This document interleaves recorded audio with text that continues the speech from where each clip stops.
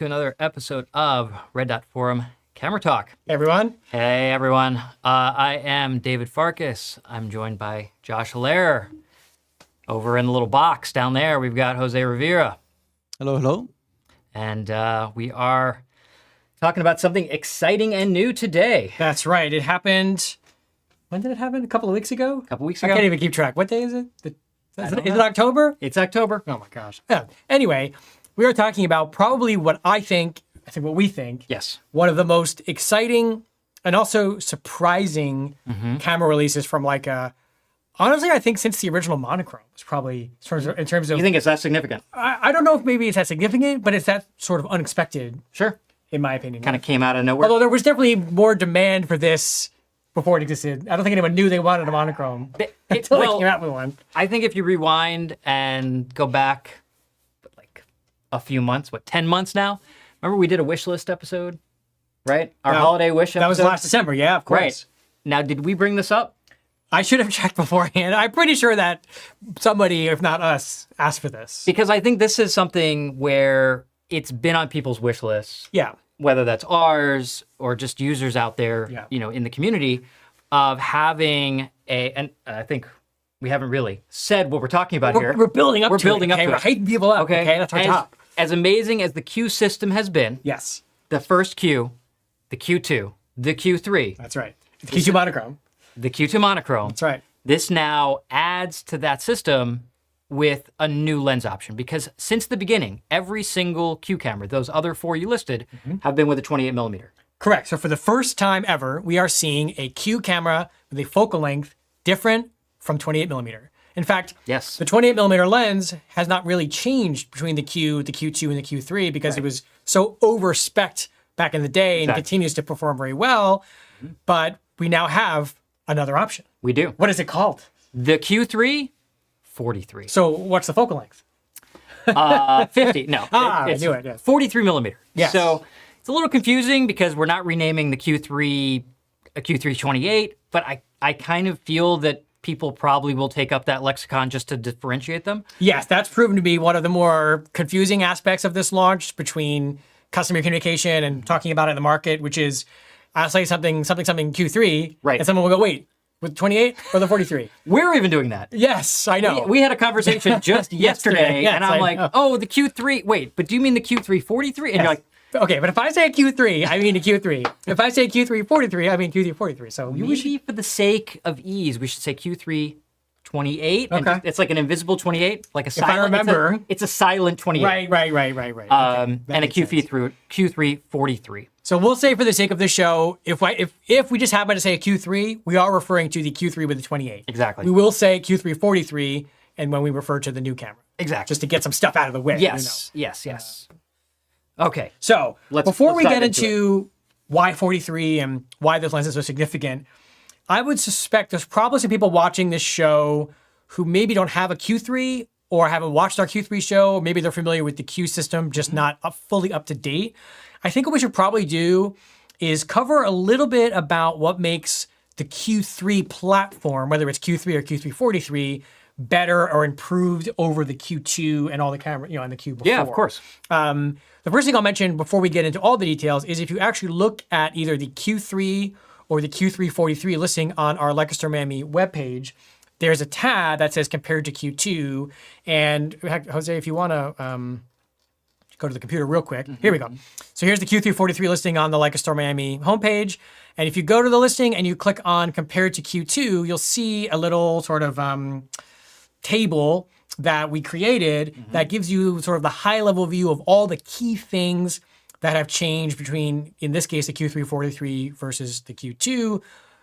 It's really going to be almost the same between Q3 43 and Q3 other than the lens in terms of what's changed. So David, you want to cover a little bit about what major changes we saw between the Q2 and the Q3 and now Q3 43? Yeah, absolutely. Okay. So we can run this down. Basically, I think the big headlining feature is the tiltable screen. No, just headlining feature. Just kidding. Yes. So the big headlining feature is the 60 megapixel BSI sensor that we've seen and grown to love. That's in the M11, all the M11 variations, except for the monoc. Well, actually, it is the same. The base events in the monochrome, yeah. The same in the M11 family and the SL3 and the Q3. And this sensor is just an awesome sensor. Yeah. 15 stops of dynamic range, amazing detail and clarity, a huge jump in resolution. Not super huge when you're talking about the 47 megapixel in the Q2, but a really big jump when we talk about coming from the original Q, the Type 116. Yeah. And that's just a tangent just for a second and come back to what you said. Yeah. That 28 millimeter Summilux, that 1.7 on the Q, on the original Q, was so over-spec'd that it performed so well, not just on the 24 megapixel original Q, the 47 megapixel, and it even holds up to the 60 megapixel in the Q3, the 28 version. Yeah. So now we're taking that amazing sensor and pairing it with a new lens. We'll get to that. Yep. As far as more generational changes, we went to the latest generation of Maestro processor. It has more buffer memory. It has an OLED EVF that's higher quality. We've got the tiltable screen. All joking aside, it actually is very useful. Yeah. Just a much more responsive system. And the other big, just interrupt, we added the phase detection focus. Which comes with the sensor, right? Yep. So part of the feature of the sensor isn't just the high pixel count and the excellent low light ability, which I was kind of alluding to, which is even though there was a small bump in resolution over the 47 megapixel in the Q2 version, we also saw an increase in low light performance, which it kind of goes counter to what you would expect. Generally speaking, higher resolution sensors do worse than lower resolution sensors when it comes to light gathering. This is not the case because that backside illuminated technology that we're seeing in the right. So we're not just getting more resolution. Yes. We're getting almost a fundamental change in the sensor technology that's giving us the better low light performance and also the triple resolution technology. If you want to shoot 36 megapixels or 18 megapixels, which is the same raw, across, right? Which is the same across the M11, the SL3, and the Q3. So if you like the way the sensor performs in the M11 or the SL3, you're going to love the way it performs in the Q3 as well. Yes. And we also got USB-C, Yep. which we didn't have on the Q. We got customizable or more customizable buttons, which we didn't have. We had the improved battery life. Way faster Wi-Fi connectivity to the Photos app as well. So huge improvements. And in fact, it's been a year and a half since the Q3 came out, and they're still very hard to come by. Well, that's not hard to believe. They're not readily available. But the fact that it's been 18 months, give or take, was May, right? Last year, For sure. And the Q3 has proven to be a massive success for Leica as far as we can tell. And now we're getting something to build on that, to sort of have a sister camera in the Q world, which we've never had before aside from the Q2 and the Q2 monochrome, with the Q3-43. So David, talk to us about what really makes the camera different. Talk to me about the lens. What is it? So 43 millimeter. And I know the question is going to come up. Why the heck 43 millimeter? Because, Leica has typically, more than most companies, I think, gone to their legacy and gone through their history to find things. 28 is a historic focal length. 35 is a historic focal length. 50 millimeters is a historic focal length. How in the world did we end up at 43? And people have asked me this. I was just recently on a photo workshop that we just did in the Dolomites, and unfortunately, I missed the launch of this camera where I was. If it had come a few days earlier, I could have taken it with me. Unfortunately, it came out right during the workshop, which means I had some sleepless nights getting all that set up. But it also meant that I had, some Leica enthusiasts right, there. So I had a good focus group with our attendees on our workshop. And I think the first question from everyone is, what, a 43? Why not a 35? Why not a 50?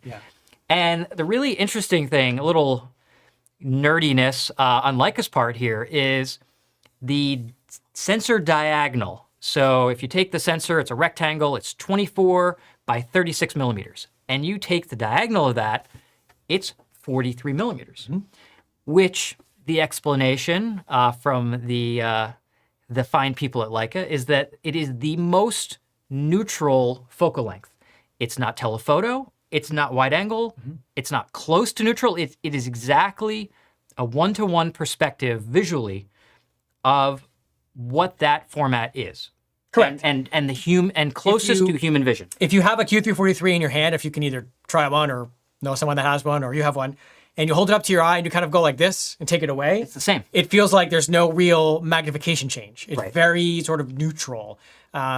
Because even though your eyes see more than 43 millimeters, Right. it's more about the ratio of the size of the object in the frame Exactly. to the size you see it in real life. And for years, a 50 has been touted as normal, but the actual reality is a 43 millimeter is technically Yes. a normal lens. I mean, And it could be argued, some people, when you say, okay, 50 millimeters is the normal lens, and there's a lot of people that feel just a little bit cramped in 50 millimeter, right? And I could also say that you have people shooting 35 where they wish it was just a little tighter. So 43 might be the answer that we all didn't know we were looking for. yeah, and I would encourage you to experiment with it. And one of the top tips I'm giving to a lot of people I'm speaking with, if you own any camera with any zoom lens that has 43 in it, just put it at 43 instead of 35, 28, or just lock it at 43 for a bit and shoot around and give yourself a feel for how that focal length, it's not going to look exactly the same as a Q343 because it's a different aperture, but it's still going to give you a feel for what the 43 millimeter focal length is to live with. Absolutely. Yeah. And I'd say, and moreover, because there's also been some questions about Summilux versus Summicron. Well, you didn't actually talk about the aperture of the lens. So. I didn't. Yeah. Right. So it's You should mention that. I'm getting to that. I mean, So we're excited. I'm sorry. we're very excited. So it's a 43 millimeter f2, and it is an APO-Summicron lens. Now, that terminology should be very familiar to anyone who watches the show on a regular basis or is just a Leica fan in general. Some of the finest lenses, both in the M system and the SL system in recent years, have, without fail, been APO-Summicron designs. Yes. And this really lives up to the name. Yeah. As you'll see later on. Josh, of course, has done My nerdy testing. way too much testing. There's no such thing. And we've had a lot of conversations about it. We've looked at results. Yeah. And it's pretty mind-blowing how good, Yeah. no, how exceptional this lens is in the lineup. Yes. So, as David said, it's a 43 millimeter f2 APO. Just to sort of summarize, it still has the macro capability that the Q3 has. It's amazing. It doesn't focus as close simply because it's a longer focal length, but the equivalent is pretty close. Not exactly the same. Yeah, but it's pretty close. let's see here. It's 26.8 centimeters versus 17 centimeters, basically, is the difference. So Right. But it's longer. So it's not like you're standing further, but you have more magnification. So you're still getting pretty close.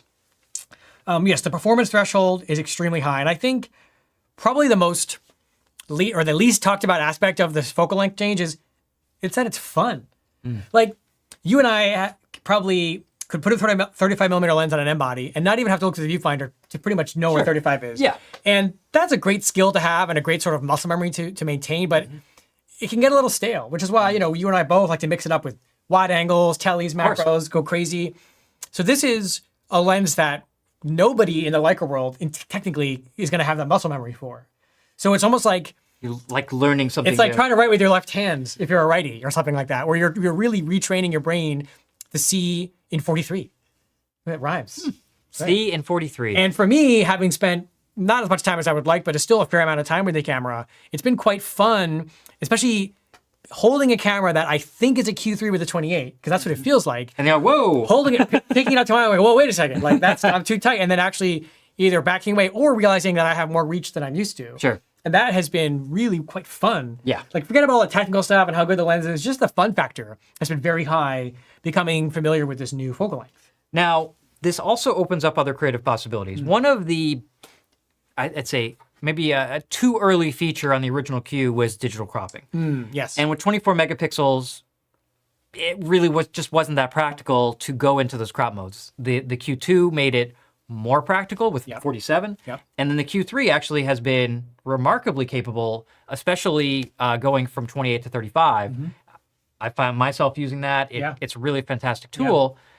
Now, can you talk a little bit about what the 43 millimeter lens on the Q3 43 yes. and the digital crop modes, how they come into play for a little bit more focal length flexibility. Yes, I just want to make sure I get the numbers right. So I want to pull up the resolutions here. Okay, so the Q3 I'll sort of just list out maybe the different focal lengths that you get and the resolution. These are in the tech specs, but who wants to read? So you go from 43, your first jump is to 60 millimeters at 31 megapixels. So that's like the equivalent of the 35 crop on the Q3. Right. You can go again to 75 millimeters and you still get 20 megapixels, very usable. Then you go 90 millimeters at 14 megapixels, 120 millimeters at 8 megapixels, and then all the way out to 150 millimeters at 5 megapixels. So that's kind of social media maybe, but that's probably pushing it a bit. But I mean, listen, for Instagram, that's true. You probably only need like half a megapixel. But the 60 to 90 range is extremely usable. Yeah. And when you combine that with the macro focusing, I was doing some watch photos with that recently. It is exceptional. Because Josh, yes, one of your all-time favorite lenses is the 60 macro TL. Absolutely. So I'm not going to say this is the exact analog to that, but it feels like the sort of 2024 iteration of a lens that we sorely and dearly miss, which was the 60 macro TL, which I use on the SL2 and the SL3 all the time. I have one on my desk, as you know. Right. So yes, I think the 60 to 90 range is very usable, with 60 and 75 being the sweet spots. And 75 on the Q3 was only like 10 megs or something. Yeah, so that was kind of a stretch for that sort of reach. So you have a sort of a whole new shift of focal length possibilities going to the 43 versus the 28. Yeah. So the camera, we talked about a bit what's different, but I do want to mention what's the same, if we can for a moment. If you were to cut the lens off the Q3-43 and cut the lens off a Q3... Please don't do that. Please don't do that. The only visual difference is the color of the leather on the body. So the Q3-43 introduces a new colorway, if you will, for the body covering. Can you grab one of each? Yep. We're getting there. A lot of cameras on the table. Perfect. David will show they're upside down. Get this out of the way. So the Q3 has the traditional black leatherette body covering. Q3-43 introduces a new gray color. It is a really, really nice gray. It's not too bright. It's not too dark. I think in photos, it shows a little bright, but honestly, in person, it's a really, really nice color. And it will allow you to, of course, easily differentiate between your Q3 and your Q3-43, because of course you have to have both. Sure, and you can see the lens hood as well as different. Right, we'll get into that. But if you hold the camera's top sort of like, exactly, you'll see that the body is exactly the same. The lens is 5 millimeters longer, not including the hood, so it's very, very close to size. It's the same 49 millimeter filter size, E49. But the bodies of the cameras are the same. You show the backs. The backs of the cameras are the same. And what that means is grips, thumb supports, half cases, hot shoe covers, soft releases, memory cards, screen protectors, all are the same between the Q3 and the Q3-43. The only different accessory is the lens hood, which we'll get into a little bit later. Otherwise, everything is the same. So if you have a Q3, all your batteries, chargers, accessories, everything's going to work perfectly with the Q3-43 because the body is exactly the same. I just want to get that out of the way because there were some questions about that. So what works, what doesn't work. You don't have to buy new cases and new straps and new anything. You should, of course, from Leica Q3 Miami, but you don't have to, is what I'm saying, okay? No one's forcing you to.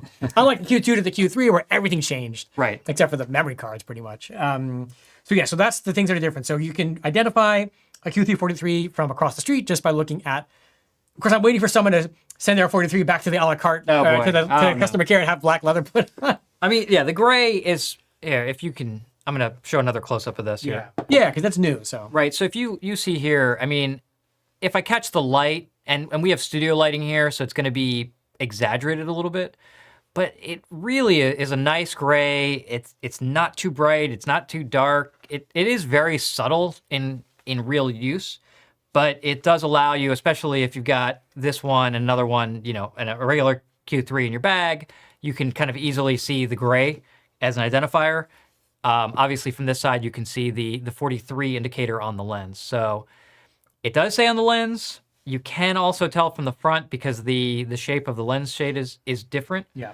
But when you pick it up just by feel, you're not going to be able to. It's 30 grams heavier. It's like, I can't tell. If I am holding one or the other, I can't tell the difference. They feel the same. Kelly asked a question. He said, if I have a Q2, what are the shared accessories? And you can use the Q2 battery in the Q3 and the Q343, although it is a lower capacity and you can't shoot 8K video with it. So there's some functionality lost there, but the battery does work. Yep. Filters are going to be the same because it's a 49mm thread. Hot shoe covers will be the same. That's about it. The grip works. The Q2 grip actually works really well on the Q3 and the Q343. But thumb supports, thumbs ups, not going to work. Screen protector is the same. Sort of thing. Half cases are not going to be the same. So the half cases will not work. That's really the big thing. And obviously, also on the Q3 generation, you also have a threaded shutter release, which is not for a cable release. It's just for soft releases that you can screw in. Yeah. So that's something that is completely new and not compatible. But batteries. Batteries, yeah. So just to sort of re-mention that, when the Q3 came out and introduced a new battery, the BP-SCL6, which is the same size and shape as the BP-SCL4, which we saw in the original SL and has been used up until the Q2 and Q2 monochrome and SL2. The BP-SCL4 older battery is forwards compatible with the Q3, Q343, and SL3, but as I mentioned, it is a lower capacity and you lose some functionality. And on the SL3, you'll get a message that comes up every time warning you this. Sure. So my advice is get BP-SCL6s when they're available, because they never seem to be, because they're higher capacity, they're less expensive than the BP-SCL4s were, and they work backwards in the older cameras as well, even the original SLs. Yeah. Make sure that your firmware is updated, though, to fully support that. Yes, absolutely. In terms of charging, I'll cover that real quick, just because we're talking about it. There are a few different ways to charge your Q3 and your Q343. They'll be the same across both cameras. I can demonstrate. Yes. So the first way is you can plug the camera into the wall directly via USB-C, just like you would an iPhone. So the Q3 and the Q343 come with a Leica USB-C cable, and you can plug the camera in on one end, and on the other end, you can either plug it into the wall using either the Leica AC adapter or any compatible one, or into a power bank. Or even a laptop. Correct. Yeah, that's the first way you can charge the Q3 or the Q343. The second method is there is a Q3 hand grip that incorporates wireless charging. So if you screw the hand grip to the bottom of the camera, not only is it giving you hand grip functionality, it's also giving you the ability to put the Q3 or the Q343 on a wireless charging pad. Leica makes one. You can also use third-party ones, and that will charge the camera wirelessly when you just kind of plop it on there. Yeah, it uses the I can never pronounce it. QI. Is that Qi charger? It's Qi charger. Yeah. So the same thing, kind of charging pad that you might put AirPods on or your phone, because let's say, iPhones have wireless charging built in the back as well. So this can actually use the same charging pads as long as it's that Qi compatible charger. Yeah. Again, spelled big Q, little I. And as long as you're using this hand grip, you can just drop it on there. And people think that the hand grip is Arcus compatible because it looks like, because of its shape. It's not, unfortunately. It's shaped like that so the camera can sit flat on the charger. Without tipping. Right. And then the third way is with an external battery charger. In the Leica ecosystem, there are two. The first one is going to be the charger that we originally saw on the SL through the SL2 and the Q2. You can still get these new. It's upside down. There you go. You can still get these new. The advantage of this charger is that it's pretty small and it uses these sort of figure 8 mains cords. If you've got a bunch of those lying around, these are handy. However, what we use and we recommend is the new dual battery charger, which not only charges 2 batteries at once, it also is USB-C. So you don't need to have multiple cables. If you just have your one USB-C cable, you can plug it in just like you plug in the camera. With enough voltage, it'll charge 2 batteries at once. If it's not enough, or wattage, I guess. If it's not enough, it will charge one at a time, then the other one. This is what I've been using. This charger is really, really nice. It's not crazy expensive in Leica terms. And it's kind of cool. It'll stand, well, you can't see, really I got see. my labels on there. Yeah, you can see it'll stand. It's got little feet on this end, on the short end, so it actually will stand like this, which is kind of cool. It also has feet on this side, so you can put it flat. Yeah. Which is really cool, and the batteries do not fall out of it very easily. Just to be clear, and so you have to, the SEL4 and SEL6 batteries, meaning older ones and newer ones, will all work with all these methods. So if you've got one SL4 and one SEL6 in here, that'll work. I mean, it's all cross-compatible. It's just a matter of if you use the older batteries in the newer cameras, you will not get some of the more power-hungry features. That's it. Otherwise, everything works.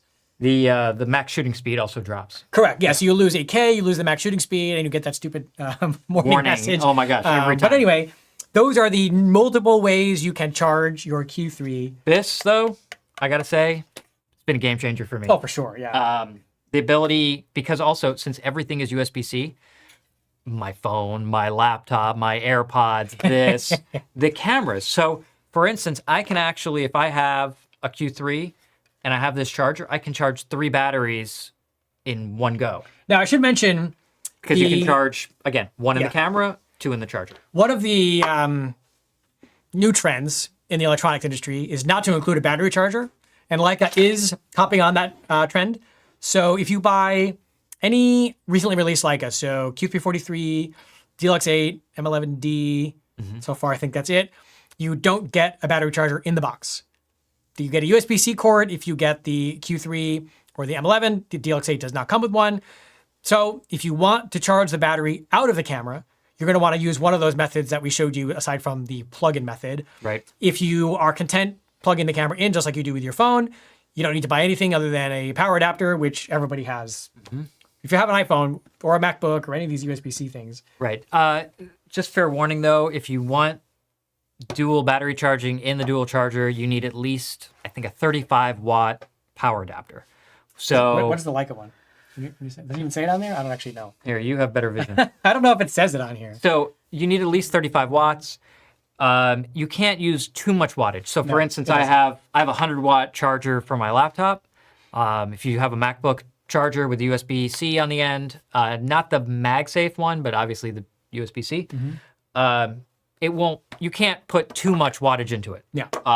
So laptop chargers work great, but iPhone chargers may not be. It's slower. Yeah, and I've only charged one at a time.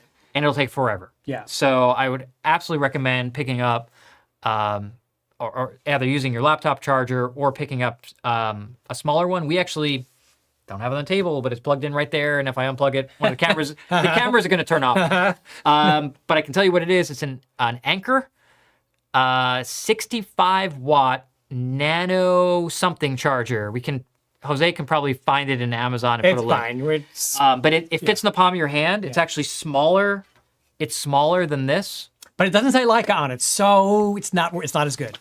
I'm just saying. But that's the one that I use, and it's fantastic. It's actually the one powering all of our SLs in the studio here. They're good. We like the Anker stuff, so that's okay. You don't have to buy the Leica AC adapter if you don't want to. So right. The whole reason, and this was actually explained to me by one of our UK guides in Italy, and basically the whole thing about USB-C, and there's just so many unused chargers and so many boxes because it would come with just a generic charger in every single product box. So according to him, in the EU and in the UK, there was a push to not include chargers. So that was actually a kind of a policy decision, not by the companies themselves, but they were motivated to do that and go on the USB-C standard. If you're on the pre-order list for the Q343 and don't like it doesn't have a charger, just get off the list and tell the person next to you that they can get their camera faster. Because let's be real, number one, you and I both know, whoever you are, generic person watching, you have a drawer full of power adapters. Yes. I mean, I do and you do, for sure. So, and my iPhone didn't come with a power I don't need adapter. Exactly. I don't need another one. Right. And if I really, really want another one, I can go on Amazon and get one for not a lot, $15. So it's not a deal breaker. If it didn't come with a battery, okay, that would be annoying because those are critical. But the reality is, out of the box, you can charge it with a simple addition of a USB power adapter. So, yes, is it unfortunate there's not a charger anymore? Yeah, I like getting more things for less money, or I don't even know. But the reality is, now that it's USB-C and now that USB-C is just so ubiquitous and so easy to access and so inexpensive, to me, it's a nominal concern. I do think you should be aware of it. Sure. So if you buy one of these new cameras, you should know that, because if you want to charge the battery outside the camera, you want to get either the dual charger or the older SL2 charger. Maybe you've got one lying around or you have a spare or whatever. So just heads up on that. We should probably take a second and take some questions. Yes, please. Let's. There's a lot of them. So. All right. Yes. Okay. Let's see. Why is it better to use an SD card reader versus the USB-C cable to download images to a computer? I mean, well, let's say that was old wisdom. It's my wisdom still. I mean, it is my wisdom, but I will say that in the past, that's advice that I gave for decades because there was always a fear that while you were transferring that you could lose power, the camera battery would die. Here, that's not actually a concern because you're actually charging the camera Well, it depends on how dead your battery is because the Q3s can only take so much voltage when they're turned on. True. Which they need to be. Okay. So okay. That's good. Okay. Good it's just point. it's safer. It's safer. And it's faster. Yes. Although That's it. Yes, they have Leica has increased the transfer speed dramatically. That's true. It is actually very, very fast. If you do not remember a card reader or Right. you don't have a card reader in your laptop and you need to download photos, you can do so. The primary method we still recommend because we're old school like that is take the memory card out of the camera, stick it in your laptop, card reader, download. It's faster. You're not draining the battery. Yeah. But if you have to do it in a pinch or you're really traveling light because that card reader that weighs 10 grams, whatever, Yeah. it's not a big deal. Next question. But I will say this. Okay. If you are downloading it, USB-C, again, is a little bit confusing. If you use this Leica cable or you use a USB-C Gen 3.1 cable or 3.2 cable, it'll be good for data.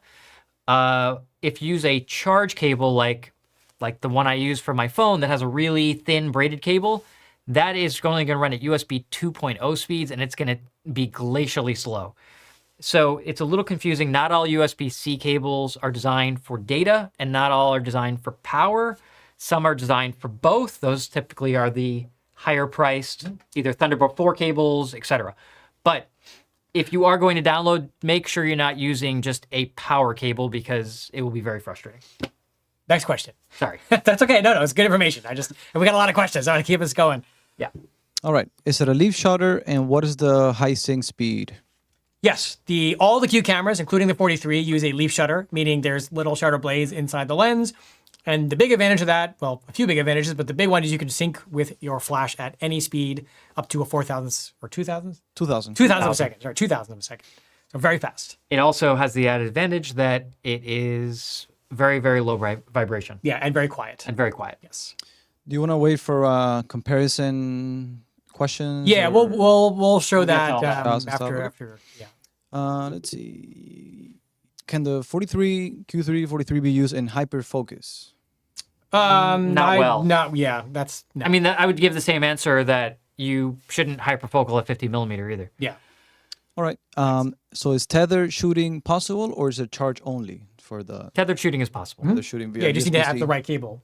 You get data. Yeah. Or the Leica cable. Use this one. Yeah. Well, this It's a one's little not short. You via gotta get a longer one. Yeah. USB-C, right? Yeah. You could also shoot to the Photos app, You can. which is a nice way to shoot kind of tethered, I guess. I would recommend, again, if you're going to shoot tethered, again, look for a Thunderbolt 4 cable. As if it's rated for Thunderbolt 4, it's going to carry enough power, it's going to carry enough data. It will be the most expensive. Also, if you want something really specialized for tethering, there is a company called Tether Tools that makes dedicated tethering camera cables. Cool. Next. All right. Could there be damage to the camera if you charge in camera and there's a power surge? No. I doubt it. No. but- we're saying that and someone's No, going to no, get struck by lightning and then blame us. Their answer is no. For two reasons. One, you're going through an AC to DC adapter for the whatever kind of charger you have. This is going to blow up far more than your camera. It does not going to transfer the same thing. Secondly, it does limit the amount of wattage that comes into the camera. Again, if I use a 200 watt power supply, if you could actually use that much over USB-C, the camera's still only going to take 35 watts. There you So go. it's not an issue. Next question. Okay. Let's see. Is this camera available? What is the waiting list time for someone to order it and receive? I feel like I should have a recording of myself answering this question and just like pull it out on my phone. No, I mean, it's a good question. So no, I mean, when Leica releases a new camera, especially a big one, the demand is always more than the supply. Now, in the case of the Q343, Leica did a really, really good job getting cameras onto the market on launch day globally. And a lot of customers who wanted one on launch day, who were fast enough on the trigger to pre-order at 9 a.m. on Eastern time, they got one. So this isn't one of those cases where a little handful dribbled into the market. No, Leica has really done an exemplary job. yeah. But there are still more people who want one than cameras available. And that's still evidenced by the fact that Q3s are not that easy to get. They're easier now than they were, but they're still not that easy to get. So we don't know what the wait time is going to be, but what I'll tell you is the same thing I've said about all these other products is it will be worth the wait. And by the time you get it and start photographing with it, you're going to forget that you had to wait for it because you're going to be too busy using it. Right. And, you know, it comes back to this. Everybody wants this handmade, you know, made in Germany Right, product. Yeah. That means they don't make millions of these in a factory. You know, they really are. If you go, you can go to Wetzlar. Yeah. Go see them being made, and you can be like, wow, I'm surprised they make as many as they do. Yeah, and the reality is that unlike some other more luxury-leaning brands where you have to be a special person to get the thing, if you want a Q343, you will get one. You may have to wait, but everyone who wants one, who buys one, will get one. Yes. They will be available. I mean, we can see the trend with the original Q, with the Q2, with the Q3 coming this way where, yes, the initial supply is limited. They continue to come into the market, and eventually everyone who wants one gets one. Yes. Hang in there. It's going to be okay. I promise. But at Leica Store Miami, we've got the camera on display. So if you want to play with it in the meantime, you can come bring a memory card, shoot around with it. It's very, very cool. And I definitely recommend checking it out if you can. Sure. Next question. There was actually a question asking if we have it in the store as a display model. We There do. you go. There's the answer. Asked and answered. You don't need an appointment to go check it out. Nope. And they're not readily available to buy. Not yet. They will be eventually. Pre-orders are free, no deposit That's required. true. So That is true. Yeah, you can. Jose can drop a pre-order link at some point in the chat. Costs nothing. It's just a. Yeah. Super It's a easy. list. Very It's a easy. list. Yeah. What else we all got? right, let's go. Let's see. Given 2000 of a second max shutter, does it have electronic? And also, what are does. the IBIS stops, internal body stabilization? Okay. So, yes, it has an electronic shutter that I believe goes to 1/16,000th of a second. Yeah, I'll confirm that in a second. Because that is sensor based. It is, 16,000th of a second. You are correct. Sometimes I'm right. Yeah. So 1/16,000th You're right of a a lot. second is any light condition, wide open, no problem. Yeah. So that's not an issue. And if you set the camera just like, say, in an SL3, you can set it to hybrid mode, which will maximize the mechanical shutter.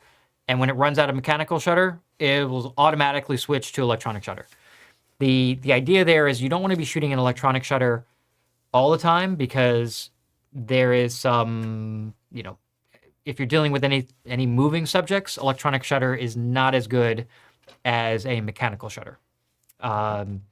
If you're in a completely silent situation, you're shooting, you know, behind the scenes of, you know, in a recording studio, or maybe you're at a service for a wedding or something like that, you can switch it to fully electronic mode to be 100% silent. It won't make any noise whatsoever.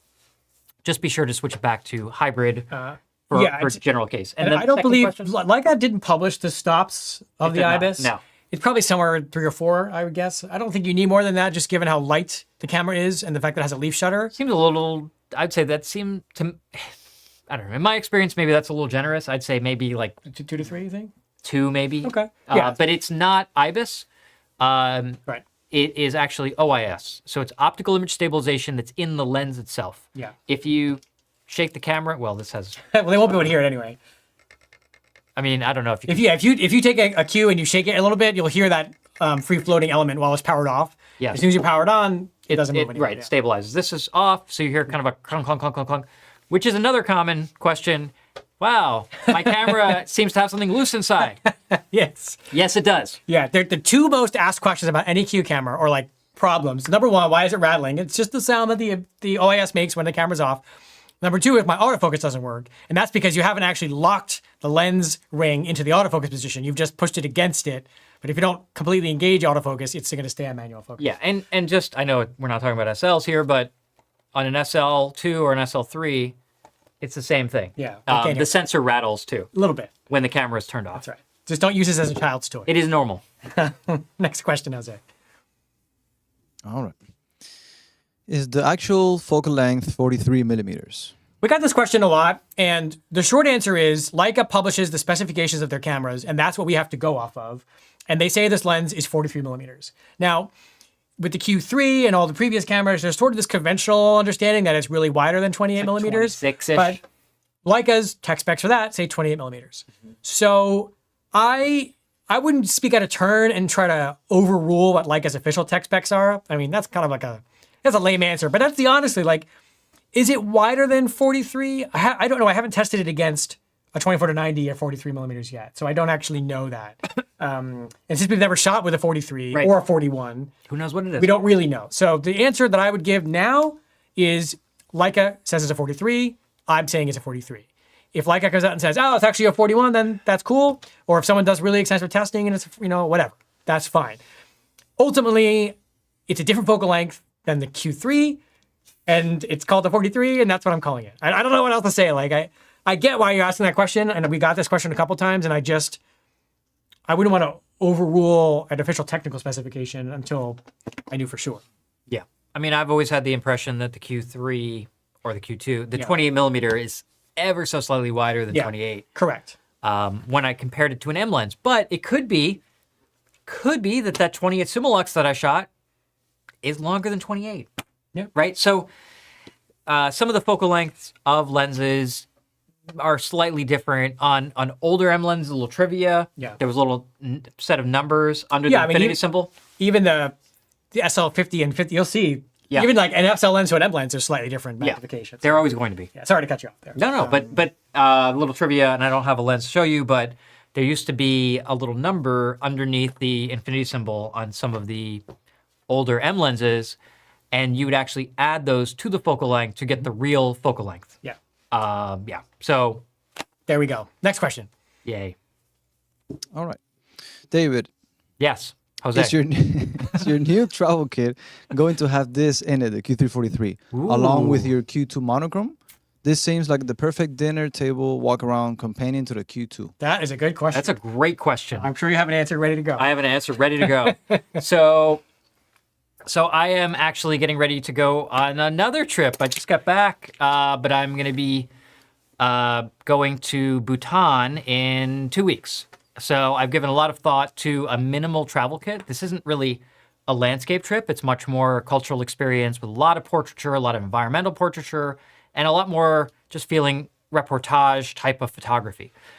And that's a bit of a change from what I normally do, which is landscape. And, this is what I took with me, and what I usually take with me. It's an SL with the, what I call the trinity of SL zooms. Mm-hmm. Definitely not a minimalist kit. When you're talking No, the exact 1635, 2490, 90 to 280, That's a beast. an SL, and like a backup bot, it's a lot. So I am inspired by the Q343, and my primary kit will be a Q328 and a Q343. Shocking, I know, especially for long time viewers of the show. No, the fact that I would go so minimal to the point where I don't even need a camera bag because I can just have one camera, another camera, and have that variety of focal lengths we were talking about, 28, 35, 43, 60, and just kind of cover that range. And part of that thinking was I was looking back on pictures that I did in Paris with the Q3. And I went there when that was right after the Q3 first came out, and I said, okay, and I showed some of these pictures, I think, on our Q3 episode. And I didn't take any other camera. I took just a Q3. That's it. Just it. That's it. Just a Q3. Wow. Just a Q3. To Paris. Which is shocking for me. Yeah, you know. Now, it wasn't my first time in Paris, so it wasn't like, okay, and it's pretty easy to get to. Like, there's a nonstop from Miami to Paris, okay? It only takes 7-8 hours, whatever. So it was somewhat low risk, but I wanted to really immerse myself in the Q3, not have the comfort of an SL or an M that I've shot so many times. So I went there with, let's say, moderate expectations because I'm not much of a 28 shooter when it comes down to it. I'm much more of a 35 shooter or 50 shooter. And I was blown away by how flexible the 28 millimeter was, how flexible the Q3 was in every single lighting condition, every single circumstance I put it in, from on the street, random street photography to architectural photos to travel photography to portraits, really flexible. And I think the only thing that I ever really felt was missing was just something a little bit longer. Just a little bit longer. Something in that, 50 Oh, you had a 43. If only I had a 43 millimeter Q3. So as I was looking back at those photos and evaluating and thinking about how can I incorporate the 43, it just kind of clicks into place that the perfect travel kit very well might be the two Q3 models, because I get to cover the wide end and I've got really that environmental, I've got the architecture, and then I've got the 43 for doing more detail work and portraiture and a little tighter compositions. And I think it's going to really, obviously I haven't done it yet, but I'm visualizing and really thinking that this is going to be a great setup to do that. I'm pretty excited to see what you're going to do. I think it's going to be awesome. So I think I'm going to ask you a question, and then you're going to ask me the same question, which is one of the most asked questions. I would say the second most asked one, and the most asked one I'm going to cover next. Yes. The most viral one, if you will. Oh, no. Here we go. If I own a Q3, yes, should I trade it or sell it and only trade it or sell it to get a Q3 43? Should I get rid of my Q3 with a 28 and get a Q3 43 instead? I'd say no. Okay. Because they're two very different things. Yeah, are the same camera body, but that's saying that, okay, let's pretend I have an S. We don't have to pretend. I have an SL, okay? And I have a 24 to 90. And then Leica comes out with a 70 to 200, which they did. Okay. Well, do I get rid of the 24 to 90? Yes, you threw it out. Why? In my mind, this just expands the system. Right? The same way that Leica has come out with, I have lost count how many SL lenses now. Yeah. But every time more SL lenses come out for the SL system, it just means there's more options in that system to do different things, whether at the same time where, okay, I'll carry a 24 to 90 and a 70 to 200 or a 90 to 280 or whatever. And there are times where I'll just go out with the 24 to 90. And I think the same way that I have a Q3 with a 28, there might be times where I just want to go out with the Q3 28. And there might be times when I want to go out with just a Q3 43. And there might be times when I want to go out with both. It's the same, in M, right? Yeah. If I have a 35, does it mean that I shouldn't get a 50? Right. So, Josh, same question. Sure. You have a Q3. Well, you know what my answer is going to be, right? Well, my answer is it depends. Oh, it depends. Now, it would first depend on what I do with my Qs, because what David is talking about is probably the most versatile aspect of these two cameras now, is to go out with just those two, with a Q3 and a Q3 43, and have a really nice range of focal lengths that take the same battery, same charger, same accessories, etc., and you're good to go. Now, if I had an M11P with a 28 Summilux and an SL3 with a 28 Summicron and a Q3, and I had to get rid of one of those three to get a Q3 43, that's when the Q3 may go, depending on what I bring with me when I travel. Because in that case, I may bring an SL3 with a 28 and a Q3 43. Right. Because I'm always thinking about the maximum use I would get out of a particular focal length from a particular system. So I think, I don't want to sound too elitist here, right? If finances dictate you can only have one Q3 and you want to trade your Q3 for a Q3 43, do it, because it's going to change the way you see, it's going to change the way you shoot, and I think it's really interesting. What I would encourage you to do before you give up that really, really versatile focal length is determine if you can live just with a 43. So what I would do is, on the iPhone at least, which everybody has now, the portrait mode defaults to the 2x zoom, at least on the 16. I don't know, I forget the older ones. And there's actually a setting in iOS 18 at least where you can preserve the mode that you left your camera in. Meaning, because normally open the iPhone, turn the camera app on, and it just goes back to the 1x normal mode.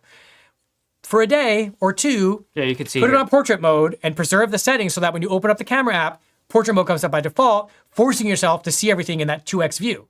And if you find yourself constantly switching back to 1x, you may not need a Q3 or you may not need it. You may not benefit as your only camera because there's still a way of seeing the world with 28 that you'll lose, that you'll miss when you go with a 43 only.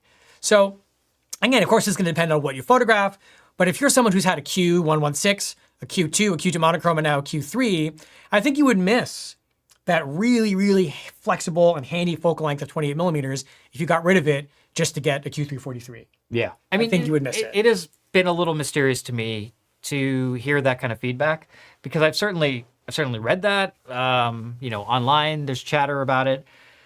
And to me, it's like, okay, I've actually, this sounds like an exaggeration. Yeah. It sounds like hyperbole, but here is kind of the gist, which is, okay, I hear someone say, my favorite cameras have been the Q, Yeah. the Q2, the Q3. I love them. I love them. Yeah. I've used them everywhere. I've taken them all over the world. But you know what? I hate 28. It's like, wait, hold on a second. Say that one more time, but slower because every single camera you just named Why did you just spend $15,000 on 28 millimeter? has a fixed lens 28 cameras? millimeter attached to it, and you're saying how much you love Yeah. the Q system. Yeah.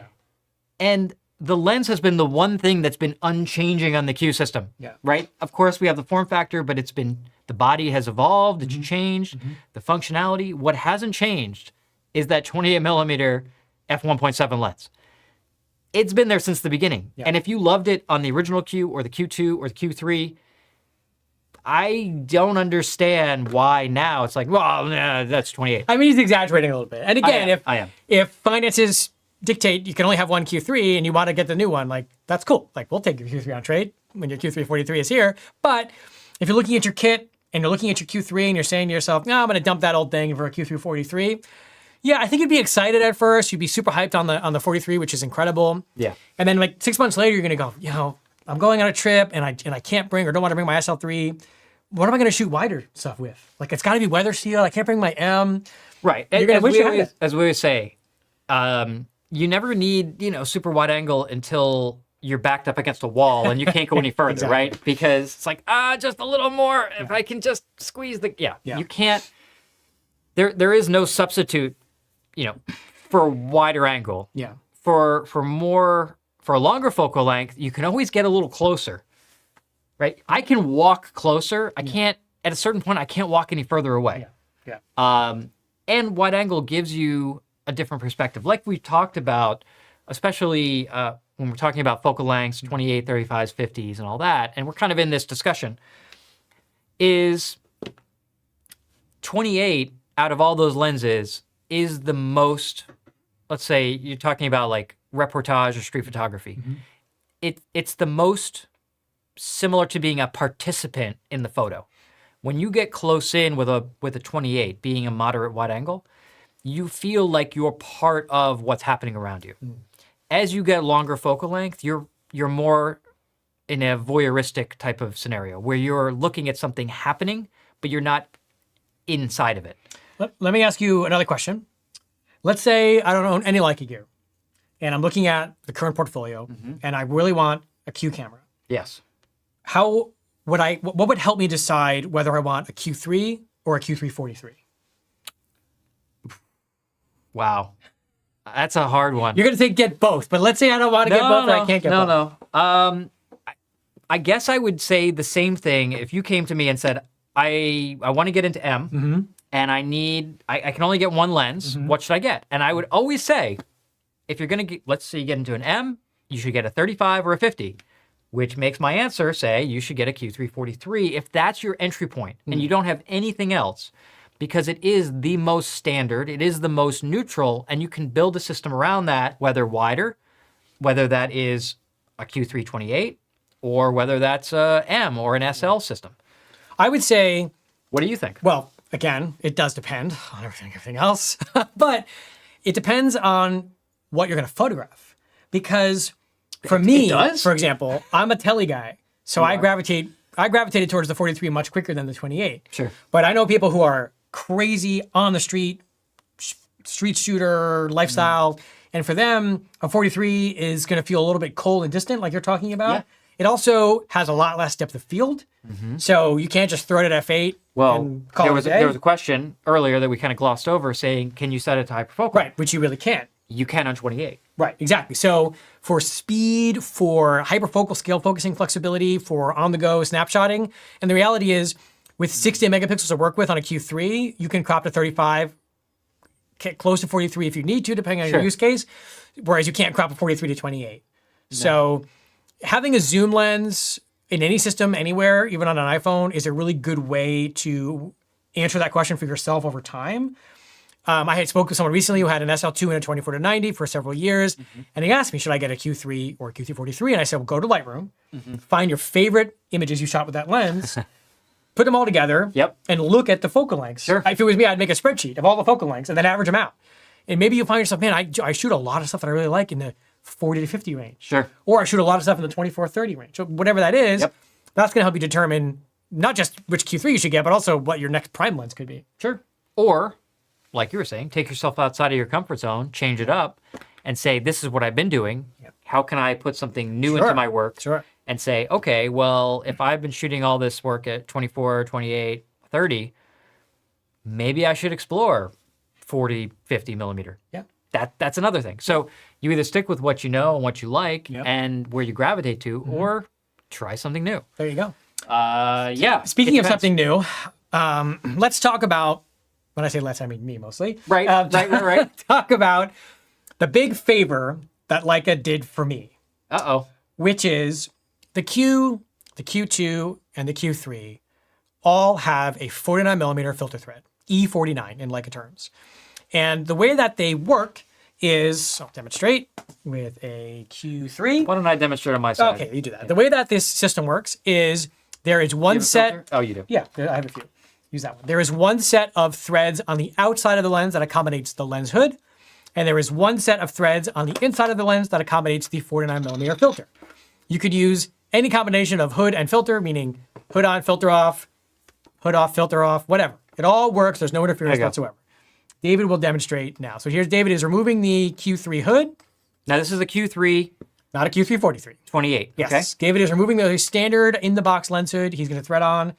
In this case, it's a green filter just to show you that there's a That filter you can on see there. a filter, yeah. Yeah, I didn't. The clear is a little boring. So obviously, you wouldn't normally put a green filter on a color camera. We're not advocating this. No.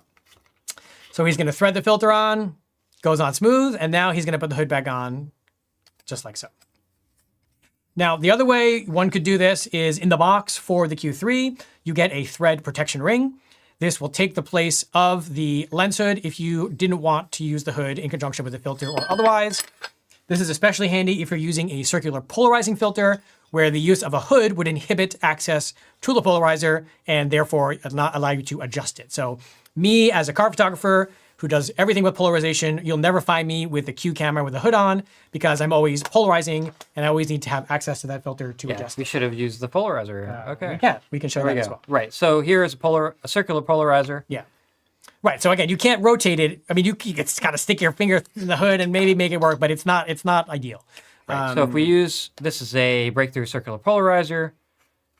And there we go. Yeah. So I would just use the thread ring, which is It's already on there. oh, so you Yep. put it on there. I already did Exactly. it. So you have this finishing ring that's going to protect your lens hood threads, and again, not interfering with the filter. However, on the Q3 43, Leica did something a little bit different, and I'm thanking them for this again, and you'll find out why in a second.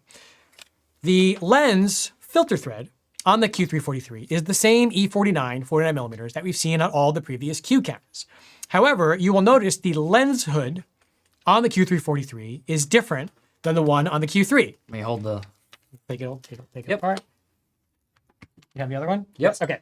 So there, David, he's showing the Q3/Q2/Q hood versus the Q3 43 hood, which is distinctly different. It has this kind of inner baffling component. It's also shorter. And I think the reason it's probably skinnier is, number one, you don't need as much hood in this case, but also to make the slightly longer lens ultimately very similar length to the Q3 because the hood length offsets the slightly longer lens length. Okay. It's pretty significant, actually. Yes. However, there is a caveat to this new design, which is you are not able to mount a 49 millimeter filter on the lens of the Q3-43 while using the lens hood. Why did Leica do it this way? I don't know. However, See, it won't even. if you use a filter that is thin enough, as some people on the internet have discovered, you can actually successfully thread the Q3-43 hood on the lens. The problem is you will not be able to access the camera's macro mode because the macro mode pushes the inner portion of the lens out that has the filter on it, and it will simply press against the back of the lens hood and prevent you from using macro mode. So if you're never going to use macro mode, Show that again. So I'm going to show it here in detail. there's, no macro, and then macro, it expands out, right? So that you would not be able to engage macro mode. So if you're never going to use macro mode, you can get a slim 49 millimeter filter, stick it on there, and put the hood over it. And the only case you would really do this would be if you wanted a UV filter, because anything else you would probably not use the hood anyway. However, the camera with a stock hood will not work fully with a, let's say, a Leica 49 millimeter UV. You can't even put the hood on if you put a Leica 49 millimeter UV filter on there. So why am I thanking Leica for this? Well, this is an incredibly easy thing to work around, but it seems to be a very hot topic of discussion anytime the Q3-43 is mentioned anywhere. And I'm grateful for that because the increase in SEO and clicks and views on anything Q3 related is dramatically increased because everyone just keeps asking us about it. And the reality is, for years, Leica has made lenses that don't work out the box with filters. 18 Super Elmar, wide angle tri-Elmar, 21 Summilux, 24 Summilux, the new SL14 and 24 millimeter. There is a long history, love it or hate it, of Leica lenses that need a little bit of extra attention to get a filter to work properly. So then you would ask me, well, Josh, how can I put a filter on my Q3-43? You have two ways to do that. Number one, you simply remove the lens hood and put on the finishing ring, just like you would do with the Q3 if you're using a polarizer. Here we go. And now you can have the finishing ring on the camera and no interference from the filter whatsoever. You can use whatever filter you want. Now, if you say, well, Josh, I really want to have a lens hood and a filter at the same time, you might think, oh, I'll just get the regular Q3 hood and use that instead. Unfortunately, that doesn't work. You can try it. It doesn't screw on straight. So you have to actually, if you screw it on all the way, it sits at a kind of a funky angle. So that does not work. You can that looks great. You can put a little piece of tape on the Yes. on the O-ring and like have it artificially stop if you're really clever. That's not what I would do. No. However, we have a OEM Leica solution that is very, very easy. When the Q3 came out, Leica launched a line of accessories in black, silver, and brass. Those were thumb supports, hot shoe covers, lens caps, and most importantly, round threaded lens shades, as David is demonstrating here. These are made by Leica, they're not aftermarket, and we'll stick with the black one for now. The black, any of these round lens shades will thread onto both the Q3 and the Q3-43 without issue, and now you can use a filter and a lens hood at the same time. Problem solved. And it looks better. I think it looks better. It also sits a little bit flatter. Yeah, I really like that. Because of the way the lens hood kind of shows the bottom. You mean like... Yeah, turn the camera. Yeah, see how the lens hood sticks out a little bit? So I just find it sits a little bit flatter on the table with that hood. I actually like that better than where it kind of angles down a bit with the stock hood. So Looks good. that's the long explanation. The short explanation is, out of the box, the stock Q3-43 hood does not accommodate a filter in full functionality with macro mode. I don't know why Leica did it this way. Does it bother me? Not really. A, because I don't usually use clear filters because I'm always polarizing. And B, because in the box, they give you the finishing ring. You don't have to buy that. That's in the box. Put it on there. Granted, some of the things you say are polarizing. That is true. Sorry, I couldn't help myself. Yeah, I was not expecting that. Usually I'm the one making the corny jokes. Yeah, good job. But if you absolutely need a lens shade, and you also absolutely need a filter at the same time, I like this. Leica's round Q lens hoods work perfectly. And what's cool is you can actually throw on the silver one, which I think looks amazing. Oh, with a the little bit of an gray, yeah. attention grab, but with the gray leather, the silver lens hood looks awesome, especially if you mount it with a silver thumb support as well. Ooh, we're really doing At the it. same time, yeah. Okay, here you go. You can get the top-down view. Yeah, there we go. So that is the silver lens hood. Just take the shoe cover out. There you go. And the silver Q3 thumb support, which I think is a really, really, really nice combination. Look at that. Put a silver soft lace on there. Nice little silver neck strap. Sweet. So that is the sort of lengthy but hopefully logical explanation as to how one could add a filter to the Q343 and still have a lens hood, or what your options are. And again, if you use a slim enough filter, you can use the Q343 with the stock hood, but you will not be able to use macro mode. If you try to engage macro mode and you push too hard, you risk damaging the camera or the filter or the hood or all three, which Let's not do we that. don't want to do. So I'm going to tell you the other thing. First of all, I like the black myself.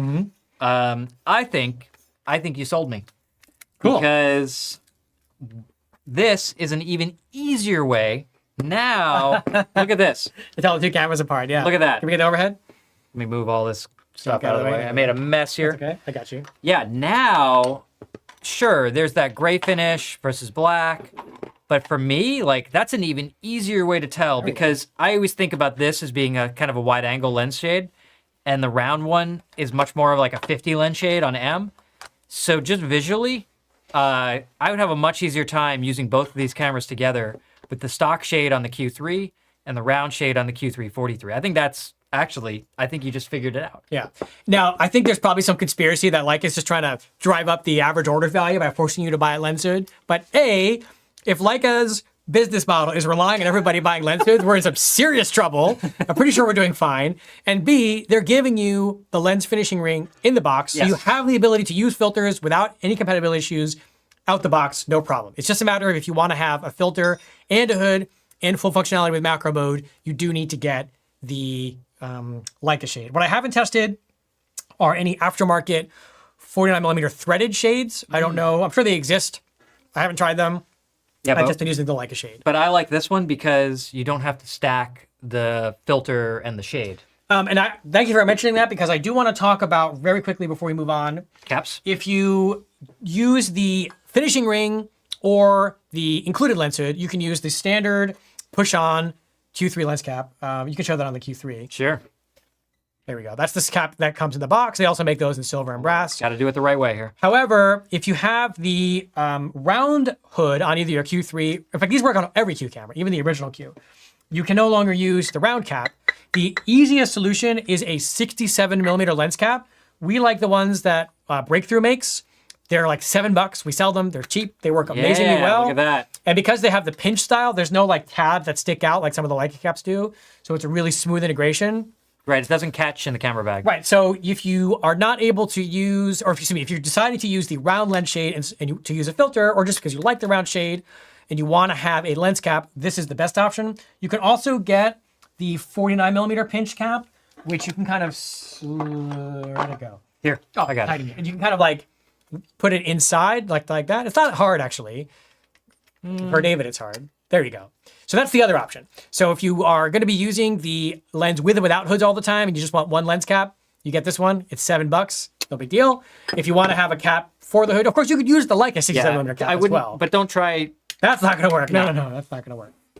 Yeah, so the 49 or the 67. Right. Either of these, very nice. I've been using these for years. They work great. It's a lens cap, nothing really to tell. But and they're really 67mm is the cap you would want to use to cap the round lens shade. Because you also can't use the Matchtech cap, to show that real quick. That's not going to work. That's the Match Technical rubber cap. And to answer the other question we've been getting, if you can show these two, the OTEC Q3 cap does not work on the Q343 hood. They are aware of this at OTEC. I'm assuming they're going to make one that works. I don't know for sure. But they do know that. So if you have the OTEC cap for the Q3 hood, it does not work. But if you have the original, yeah. But you can't put that on a Q343. So correct. Yeah, those are your hood and cap options. Hopefully that makes sense. Obviously, if anyone who's considering a Q343 or has one has questions about this or more specific details, just email us or call us, and we can kind of walk you through what your options are. But I wanted to make sure we covered that because there was a lot of questions. There is. I'm loving all the comments. Hopefully we get like 50 comments that Leica is trying to generate revenue by selling lens hoods, because I think it'd be great. I like this one. I really do. I like the brass one the best. I think the brass one looks sweet. Even with the gray? Oh wait, if Jeff is watching, the brass one looks sick, because Jeff loves to say things are sick. He's rolling his eyes so hard right now. Wow, and it's heavy. Yeah, because it's brass, bro. It's brass, bro, not aluminum. Yeah, there we go. Now we're talking. That actually does look pretty sweet. Yeah. Sweet. This is really, really nice. Can we get the overhead on that real quick? Now we're just geeking Josh out. I promise we're going to move on.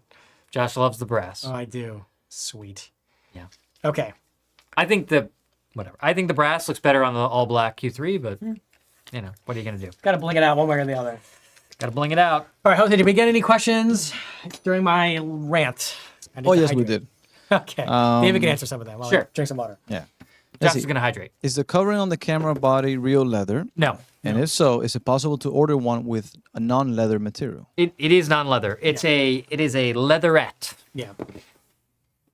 And it's pretty hard wearing because certainly haven't been kind to the Q3 and it's still holding up. It's the same kind of thing. If we have the leatherette covering on the SL3 is very similar with the diamond pattern. So very, very durable coating or covering that Leica's gone with for the SL3 and for the Q3 models.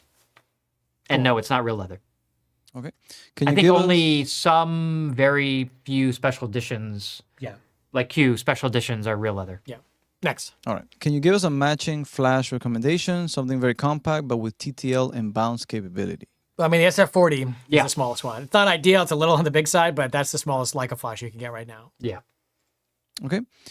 Quick question. Will you do a video on the Leica M11D? I don't know. Well, yeah, we'll do a dedicated show on that, and we'll kind of cover the history of the. Yeah, it'll screenless. be partly on the M11D, and there's a lot of in-depth functionality that they built onto the M11D that where you don't need the app, but there's a lot with the app. So we will do one. It may not be till next year, but yes, we definitely will. And also we'll kind of go through an anthology of that The screenless cameras. screenless digital cameras. Yes. We've already talked about all that. So yes, we will. Just I don't know exactly when. I have a question about perspective control.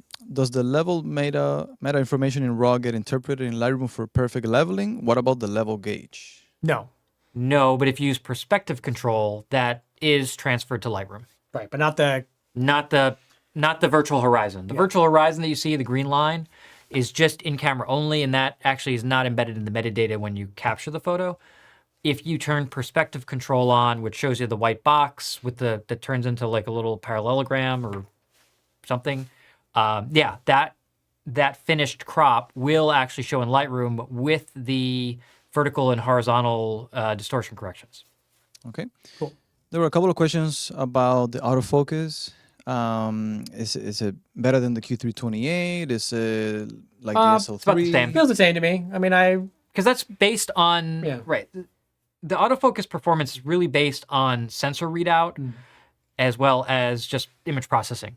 So because it's using the hybrid contrast detect and phase detect autofocus, same as the Q3, you're looking at the same algorithms. And lenses are a very similar size. They have the same kind of focus. Yeah, it felt speed. very similar. I had no issues shooting around with it. I mean, I didn't photograph like any big events or anything, but the stuff I was doing, I have a photograph that I'll show of a car that was driving by that I snapped, and that was pretty sharp. So, Good. I'm going to show something cool, but do we have any more questions before I? Just a quick one. Okay. Is the included camera strap in the box of a Q3 real leather? I don't think so. I don't think so. Leica doesn't always say, or they're a little vague sometimes, but they've definitely been getting away from real leather. It's a nice strap. It's Yeah. Just for sustainability. Yeah. I don't actually know with 100% certainty, so I'll ask them. I mean, Find out. personally, you could see here's my Peak Q343. design. I'm a big believer in the Peak Design straps. I think we tossed these on the floor somewhere. That's okay. They know what they look like. But it looks really sweet because look, the gray color and the Peak Design goes really well. If we're talking like geeking out, it goes really well with the gray of the Matchy, Q343. matchy. I love So I'm a big fan. This is a Peak Design leash. Really like the adjustability and lightweight, and it folds down really nicely like this. that. There you go. So that's what I'm using. But keep in mind, one more close up on here in terms of we're talking about accessories. You will notice that the Peak Design anchors are a little bit thick, and I just don't have the patience to brute force them through the eyelet here, the strap lug. So I just use a key ring type of adapter, really small one. And these you can just order on Amazon or get at the hardware store. So I do have to use that extra piece in there, which I wish I didn't, but I do. There we go. Okay, next question. Yeah. Any other questions before I show a cool thing? And then get into this? Yeah, the other two questions about comparison, when Okay, yeah, We'll which get we'll to get that. to in a second. Yeah. All right, so it wouldn't be an episode of Red Dot Forum Camera Talk if I didn't bring something to show you. Isn't like the Steve Jobs like one more thing? That's right. Well, Yeah. we have plenty more time to show cool things. Let's go. Since this is a Q episode, I had to bring a Q-themed cool thing. I'm gonna have to show it over here. We're having Gloves. Ooh. Okay. I'll wait till you get the gloves on before I take this out. What if I take the gloves off? Well, after. Yeah. Do you have them on backwards? Where's the Leica logo? Oh, no, okay, you got it. These are the Leica gloves. Only Leica gloves are suitable to me. I'm channeling my inner Josh right now. That's right. Hold on. Okay, I'm scrubbed in. We're ready to go. All right, take it out of here. Oh. Scalpel. Here we have an absolutely Let's move all of these. gorgeous camera that you may have seen before, maybe not. This is the Q2 Ghost. This was a limited edition from like a couple years ago, and it's probably one of the most beautiful cameras that they've ever made. They did this in collaboration with Hodinkee. This is a certified pre-owned Q2 Ghost that we just got from Leica. Obviously, it's like make edition, box and everything, but this is the first, I think the first one I've seen come up for sale in quite a long time. We just don't get these, and the fact that this one's so nice and comes with a Leica warranty is an added This is benefit. so cool. I mean, they changed everything on this camera. The silver lens. Because a lot of these special editions were just black back on this. This is Yeah, the actually white body, the silver buttons. Silver buttons, super nice. The bottom is silver. Even the bottom, yeah. This is absolutely stunning. So if you're looking for a camera that just looks nothing like I any of the other still cameras you have, wish that the battery was silver. the battery was silver, but you know what? Your silver Sharpie out there. And Maybe you can get a Josh Q3 battery. those are Go very with it. rare, special edition. Special edition battery. So I was very excited to get my hands on this because I don't get these to play with ever. And I just think it looks stunning and probably the coolest or second cool. Well, no, I think the coolest. I mean, the 007 is pretty cool, but the Q2 Reporter is pretty cool. But this is definitely the most distinct, in my opinion, of all of the Q2 variations. So Jose can drop a link if anybody's looking to get their hands on something super different, super beautiful. And, you know, Q2 is still an excellent camera. In 2024, we've done lots of shows on it. Can I And take this off or not? you can. Okay. Yeah. Just don't sneeze on it. Oh, that's so pretty. I mean, they never did a silver Q2. They did a silver Q. I do love that this is blacked out inside. Yeah, it looks so good. Yeah, it looks amazing. Just a stunner. Yeah, we just got it. Beautiful. Okay. And it comes with this awesome silver strap. That's right, I forgot about that. Yeah, that's the most important part, the silver rub strap. That would look good on a Q340. You should buy this camera, and then also so when you get your Q343, you can use the strap on that. There you go. I think I've just solved world peace or whatever. Okay. All right, so that's the fun part. Plastic. Can you put that back, please? This is back in a special plastic bag. Now, this wouldn't be a camera talk episode if I didn't do, like David said earlier, lots and lots of testing.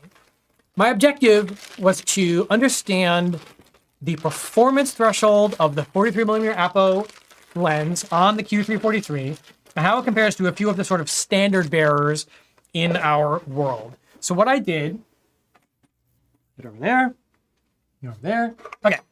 What I did was I compared the Q343 against the Q3 with the 28 Summilux, the SL35 APO-Summicron, SL50 APO-Summicron, M35 APO-Summicron, and M50 APO-Summicron. So all of those lenses, I shot them all side by side, wide open and at 5.6. And what I did was I normalized as best I could the framing by moving the camera the appropriate distance so that the framing was the same on all three so we could really understand how the different lenses perform and also understand why you would use one over the other and what different situations. So let me just pull up my testing here. Okay. Here we go. We can go to the computer, Jose. Here we go. So these are the images that I took. So they're going to be like, there'll be slight shifts as I, changing cameras and tripods and stuff, but the idea stays the same. And the first thing I wanted to understand was how much better, because let's be real, it's an APO lens, it's going to be better, how much better the Q343 was than the Q328, again, at the same focus distance. So first, if we take a look wide open here, I'm just make sure I'm getting the right ones. Nope, sorry. Let's see. Here we go. Q343. Making sure I get, here we go. Okay, sorry. So on the left, we've got the Q3 wide open at 1.7. On the right, we have the Q343 wide open at f2. if we go to the center, here we go. Give it a second to load. Turn this a little bit. Oh, maybe not. Okay. You can see that wide open, both of these lenses are exceptional. In fact, looking really closely here, very, very, very little difference in performance between these two. And this makes sense to me because every modern Leica lens design is sharp in the center, excluding like classic series lenses and things like that. Where Leica's design ethos diverges is where the focus sits, where the sharpness sits and where it falls. So what I expected to happen is exactly what happened. So if we take a look at the corners, come on, there we go. It's big files. You can do it. We can see quite a bit more softness in the corner of the Q3 with the 28 wide open than we do with the 43 APO. This makes perfect sense. If you've ever tried to shoot an M35 Summilux FLE, which is one of the most highly regarded lenses that they make for years, against a 35 APO, you'll see almost the same thing. Summilux lenses are designed for ultra sharp center performance and a very, very fast focus fall off, both front to back and laterally across the frame on the same plane. So what's interesting here is you still have detail. It's not mushy like I've seen on some lesser lenses, even like older Leica lenses. You're still getting detail. You're just getting a really nice softness. Conversely, the corner performance wide open on the 43 APO is mind-blowing. I mean, this is, as you'll see when I start comparing it to the SL primes and the M primes, it's going to blow your mind. But I want to give the Q3 28 a lot of credit here for having essentially the same center sharpness as the 43 APO, which is a lens that's 10 years newer, basically. If we're comparing the 28 from the original Q to this brand new lens. We'll just look at another corner just for C. Same idea. You're getting a nice soft fall off, a little more distortion, which makes sense. It's a 28 versus a 43. A little more field flatness with the 43, which is, again, what's going to happen as you get into a longer focal length. But now that we know how good the 43 APO is compared to the Q, let's test it against a lens that we all know as the standard bearer, which is, you can Good luck with that. I see the SL3. It says SL3. Okay. Yeah. So on the right, we have the SL3 with the 35 APO SL, like one of the best lenses Leica has ever made when it comes to performance. It's one of the sharpest lenses I've ever made. On the left, we have, again, Q343 wide open at f2. Let's take a look in the center. Let's give it a second. Now, these are two different cameras as well, but the sensor technology is basically the same, so performance should be very similar. They're both 60 megs. Here, I'm seeing very similar performance. The SL3, I think, has a little bit less in-camera processing going on, so it's a little bit lower contrast. That would be easy to change in post, obviously. But detail-wise, exceptional on both. Not a surprise. These are both APO lenses that are relatively recent. Take a look at the corners here. This is where I continue to be amazed by the SL35 APO, but am equally as impressed at how well the 43 APO on the Q343 performs. Because it's important to remember, the SL35 APO is a standalone lens that's like 3 or 4 times bigger than the lens on the Q343. Here. It is designed. Well, it's not quite. Oh, there it is. Yeah. Here. Let's take a look at that for a second. Yeah. Where is my? You lose it already? What's got the hood on it? Right there. There we go. Yeah. Okay. Here. There we go. Yeah. So here's one camera with a small lens that's built into the body, and another camera with a ginormous lens that it mounts separately. So and the 35 APO-Summicron-SL will probably be for many years the standard bearer for a 35mm lens in the Leica portfolio across the entire range and the entire history. It doesn't mean it's the best, because best is subjective. But performance-wise, when we talk about sharpness, wide open, corner to corner, it redefines what's possible shooting wide open. If we go back to the computer here, corner performance on the APO SL35 is almost as good as center wide open f2 in a very challenging situation, meaning test targets, which nobody's really doing this in the real world. But what is almost as good is the 43 APO on the Q343. And to me, this photo answers the question, why does the Q343 cost more than the Q3? simply by virtue of the fact that APO lenses are very difficult to design. And I can't imagine the challenge of designing one that's that small, that's also weather sealed, dust sealed, autofocus, OIS, and macro capability. And it is literally half the size. Yes. So putting it against the standard bearer, it holds up extremely, extremely well. I mean, shockingly well. I was pleasantly surprised because knowing how good the APO-35 SL is, I thought to myself, this Q3 can't even, I mean, it's a Q3, it's a point and shoot camera. Yeah. Can't even come close to this.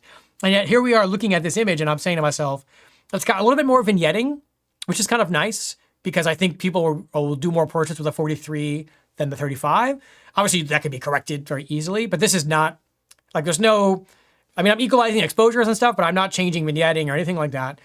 So the Q3 has a bit more vignetting wide open, but if we want to see, oops, here we go. Stop down performance, that's where, I hate that it doesn't, We got SL3 and, oh, it flipped them again. where's my, Yep. what, did we lose this last time too? Like Yep. where I lost Sure, the sure flippy did. Sure did. I'll just pick the other one first. Hang on, here we go. We got this. Nope. Still the same. That's fine. A little flippy thing. My little flippy thing. We're professionals. Professionals at this. It doesn't matter. They're flipped for the sake of this demonstration. I apologize. Again, center performance. Obviously, they're both great wide open. They're both going to be a great stop down. And now again, we have SL3 on the left now. But here we're starting to see performance essentially equalize. Just looking really quick. Yeah. Therefore, my conclusion would be that wide open, the 43 APO on the Q3 is not quite as sharp in the corners as the standard bearer, which makes sense. However, at 5.6, so 2 stops down, it is exactly the same. I mean, for all intents and purposes. So that gives you an idea of what the landscape, architecture, and sort of overall stop down potential of this system is. Now I want to talk about another standard bearer in the M system, which is the 35 APO-M, which I will get to if you give me a second. They're kind of all over the place, so I apologize. 43. Here we go. Getting there. Hold on. Getting there. I think this is it. I know, I shot so many different images, I apologize. Well, the good thing is they all look so different. that makes it so easy. And But I like the change in the subject that it's Bingo. not the bags anymore. It's okay. some books now. Okay.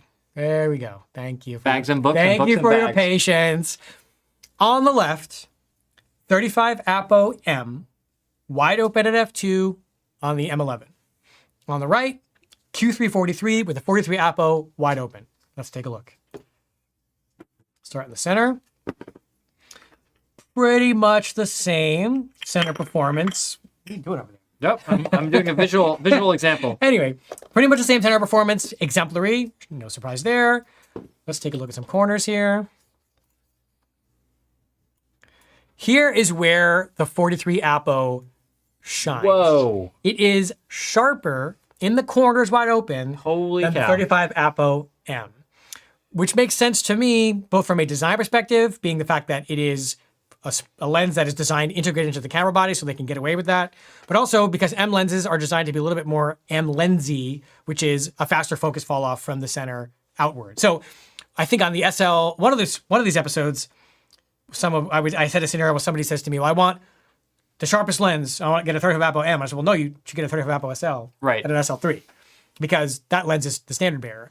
But the Q3 43 APO performance is better in technical terms in the corners than the 35 APO-Summicron-M, which This one is shocking. incredible. Shocking. Now, that lens still, in the M line, performs at an exceptionally high level, and it's got the close focus, and it's incredibly small, and it absolutely demolishes everything else. If you take a look here, I have the two here. Okay, let's show that, yeah. There we go. So there's the 35 APO. That's actually the exact setup, the exact two setups that I use pretty much, is 35 APO M11, 43 APO Q3. So we're seeing SL APO prime performance or near SL APO prime performance from the Q3 43 APO, which is something no M lens probably will ever touch simply by virtue of their size requirements and some of the other things. Yeah, and to be fair, right, Yeah. the Q3 43 lens is, and I'm going to just grab this lens off the front here. Right. So this lens is, let me push that way. Yeah. So the Q3 43 lens is near half the size of the 35 APO-SL, but when you actually compare it here to the M 35 APO, you'll notice that now the M lens is less than half the size, especially diameter-wise, of the Q3 43. Yeah. It's not the only factor, but it is always easier to make a lens bigger and perform better. Yeah. I want to show the other corner because I don't know if one of the challenges or one of the things I'll forget when I show these images is I need to show more than one corner because if I'm not perfectly parallel to the wall, and so I don't want to unfairly bias either. So I'm going to remember that. So here we're seeing performance a little bit closer. This is again 35 APO-M on the M11 on the left, Q3 F43 APO on the right. Here we're seeing the two lenses perform closer. This is probably more realistic to how they perform. Comparatively, we're still seeing higher performance from the Q3, although the gap is not as different. So forgive me, I'm not in a laboratory here, so I'm literally photographing the bookshelf at 11 o'clock at night in the Leica store. But for comparative purposes, this test works really well because it gives me an understanding of where these different lenses sit in terms of performance and where I would use them and where one would be better than the other in terms of center sharpness, corner sharpness, vignetting, sharpness fall off from corner to corner. This isn't testing bokeh. That's a test for another day. But this is, because this is a new lens. Now this definitely looks a lot closer now. Yeah, this is much, much closer. Because again, I'm slightly, this makes sense. If the top left corner was a little bit softer on one, it's probably going to be the opposite on the other. So that's why I want to show, I don't want to handicap one artificially. I want to give them a fair shot. Sorry, here we go. So here they're getting a lot closer. But I want to show something else. Let's see. So you want to clarify what was different about that shot versus your initial shot? What do you mean? So the first Q3 43 versus 35 APO-M example you showed, where there was more of a difference. Oh, that's just because I'm not totally parallel to the wall. So as I'm shifting cameras around, because obviously that's a different camera, in a perfect world, I'd have like a tripod that's like drilled into the floor and it'd be perfect. So my testing methodology is as flawed as I am sometimes, but ultimately because it's comparative and because we have 4 corners to work with, I can pick the best corners of each and compare them against each other, which I'll do often because, I should have clarified that. It's been a long day. Okay, it's all right. It's all right. But I'm trying to give the summary of my experience because no one is most likely going to be doing these kinds of tests. They're going to be photographing in the real world. Sure. And they want to understand, okay, I have tried lens X, Y, and Z. How does it compare, since those are the standard bearers in their own systems, how does it compare to the lens on the 43? Sure. That's the goal that I have here. The other thing that I will show is, give me a second. I shot the 50 APO SL. Here we go. I'm getting there. Bingo. Against. There needs to be a better way for me to do this, but whatever. Okay. I'm sure there is. You're probably right. So because 43 sits kind of in between 35 and 50, I tested both. And here we're seeing less contrast on the 50 APO-SL. It looks like less sharpness, but I think it's just a contrast thing because I can see the same kind of moire on both. Let's take a look at the corner because we know the center is going to be sharp. That's not a secret. Here, I'm going to try to find the best corner. Hold on. But I got to be fair. Here, they're closer. Yeah, I would say really they're close. I think the SL lens is coming out ahead. Which you'd expect. Which you'd expect, yeah.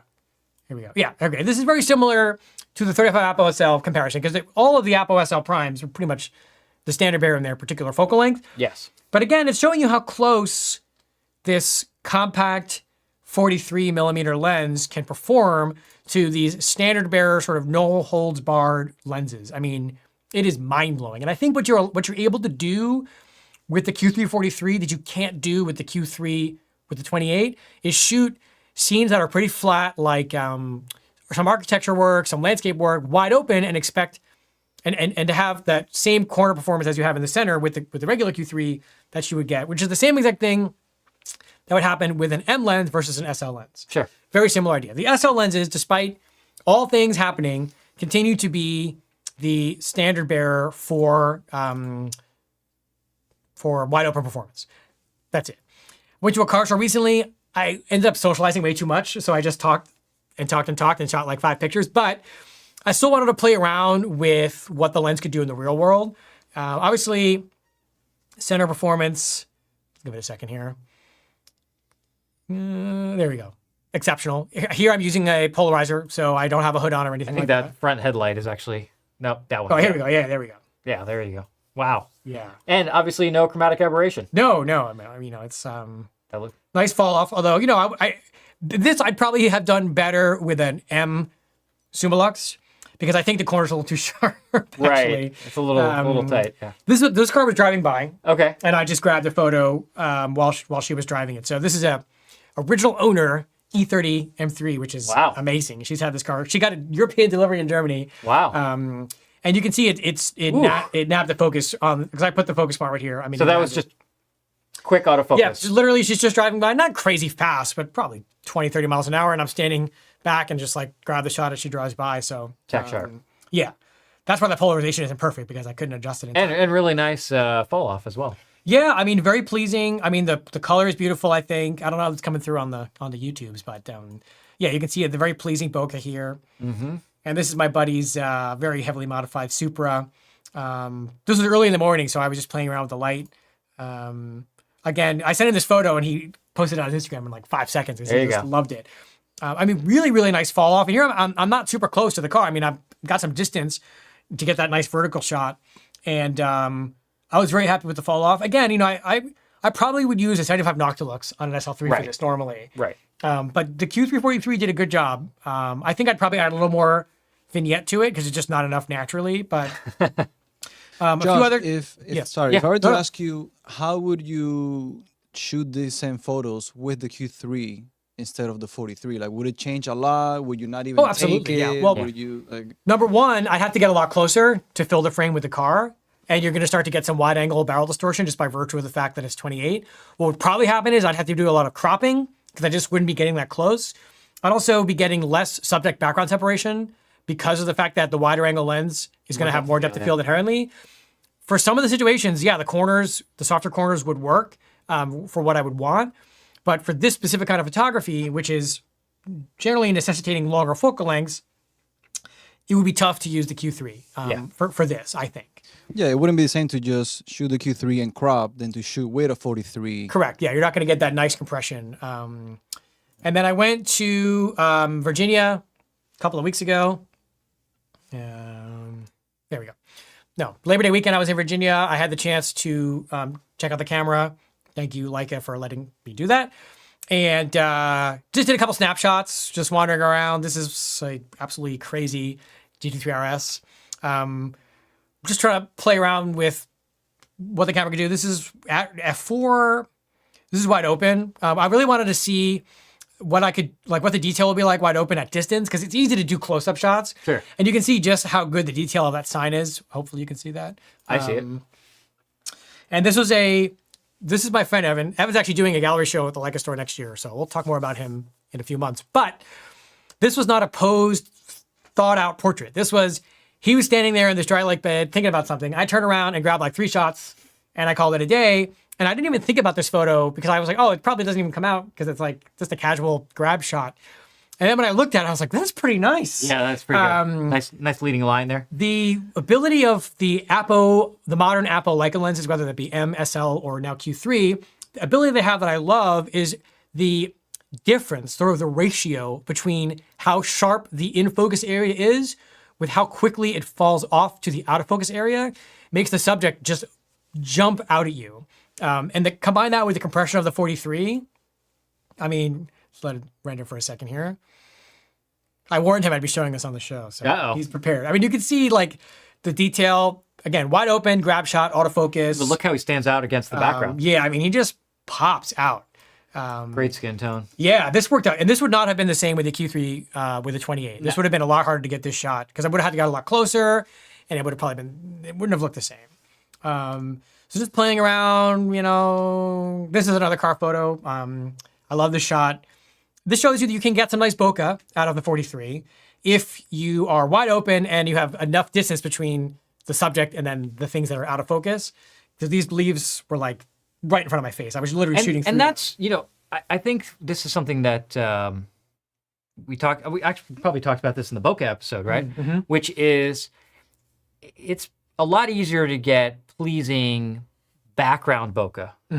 A lot of lenses, especially modern designs, a lot of aspheric lenses don't do well with out of focus foreground elements like this. And this is so well controlled, it doesn't, it's not all squirrely or weird halos or anything like that. It just looks not in focus. Yeah. Like, it's pleasing. This was, I love that shot. And then the last car shot was, the 1,000 horsepower McLaren. This thing was bonkers.